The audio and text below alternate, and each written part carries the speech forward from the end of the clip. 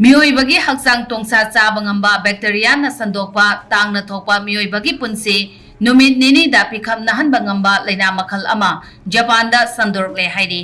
COVID-19 pandemic na Prithvi Pumba laksenduna thamluraba matung fagalakpada ngairingai flesh eating bacteria hainasu khangnaba Streptococcal toxic syndrome Stss na miyoibagi hakchang tongsa chathoktuna miyoi amagi punsibo pung nifun nipan nigi manungda khangu thakta pikhamna hanba ngamba bacteria makhal amana sandokpa laina makhal ama Japan da Sandorakle haina Bloomberg na report tawrakre National Institute of Infectious Disease NIID gi matung inna hairiba laina makhal ase haukiba ing sok lising amaga chamapan marfudra mapan dagi sandokpa haurakhi haukiba chahi da Japan da laina asina miyoi chamapan nifu mathoi nahanki adubo chaliba chahi asigi June gi ani fawda Japan da punna miyoi chamapan marfudra tareta laina asina naba thengnare laina asina nabagi ahan bagi layong ase khanau nuai taba khanau pombana singba tawi hairi mathangda tapna tang chikpa pongkhalakpa fever tawba BP low oiba